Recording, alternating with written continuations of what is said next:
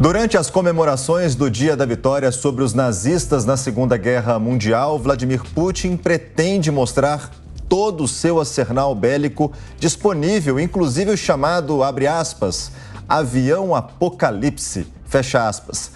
A Jovem Pan volta a abrir seu microfone na Europa com o correspondente Luca Bassani. Luca, seja muito bem-vindo ao Jornal da Manhã. A pergunta é a seguinte: o presidente russo quer dar um aviso para o Ocidente? E que aviso é esse?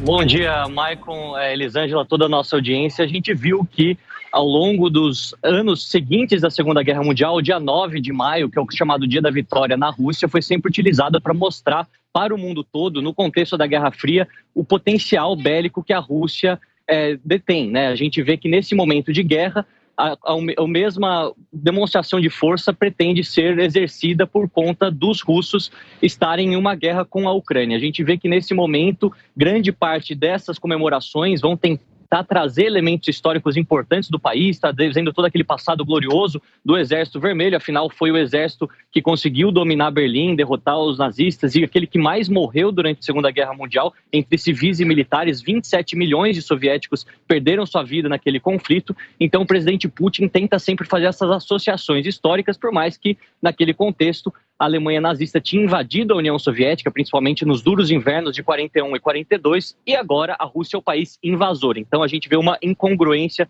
histórica nessa comparação. De qualquer maneira, esse desfile com vários mísseis interbalísticos, intercontinentais, balísticos intercontinentais, melhor dizendo, e também outros diversos tanques e armamentos que podem mostrar exatamente o potencial russo para não só dizer para os ucranianos que estão ainda com grande parte do seu armamento disponível para a guerra no país, mas também para o Ocidente, dizendo que tudo aquilo que pode acontecer caso os países interfiram, a Rússia não hesitaria em agir de forma bastante rápida. A gente acompanha isso de forma bastante apreensiva aqui da Europa, já que alguns dias atrás os russos fizeram um teste com um teste nuclear, supostamente o Ministério da Defesa divulgou essa informação no enclave de Kaliningrado, que fica próximo da Polônia e da Lituânia, dois países que são União Europeia, que são da OTAN, e, portanto, poderia significar a saída do conflito ucraniano para demais países europeus, saída das fronteiras ucranianas, assim dizendo. Então,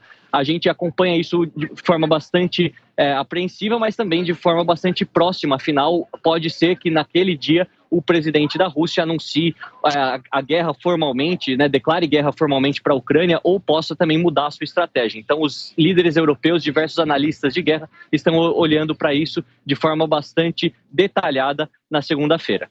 Luca, e o Conselho de Segurança da ONU mostra uma preocupação em relação à manutenção da paz. E a Ucrânia tentando fazer aí com que o leste do país não seja totalmente invadido em relação a Kharkiv e outras cidades também, né?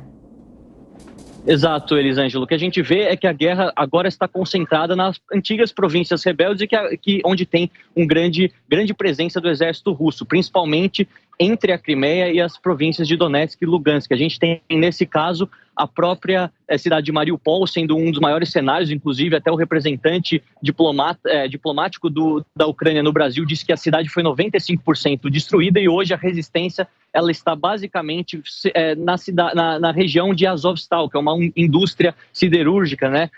Lá na cidade de Mariupol. Apenas 2.000 pessoas em uma cidade de 450 mil, então a gente vê que os russos estão sim com um grande controle territorial dessa cidade, já mudando as placas do ucraniano para o russo, recolocando símbolos antigos da União Soviética para tentar recuperar esse orgulho, apesar de que a cidade tem só 38% de étnicos russos, ou seja, a maioria da cidade de ucranianos, quase 60%, ficaria sob o controle do inimigo, olhando assim de uma maneira mais específica da guerra. A gente vê também que, nesse sentido, as cidades que estão ao oeste, como Odessa, Mykolaiv, também estão preocupadas com uma nova investida russa e que pode significar a perda do acesso total dos ucranianos ao Mar Negro, lembrando que é um mar muito importante do aspecto econômico, já que os portos espalhados pelo Mar Negro não congelam durante o inverno e podem ser usados durante todo o ano. Então a gente vê que a estratégia russa mudou e pode ainda vir a mudar, já que no dia 9 de maio, o dia da vitória, podem ser anunciadas mudanças na estratégia.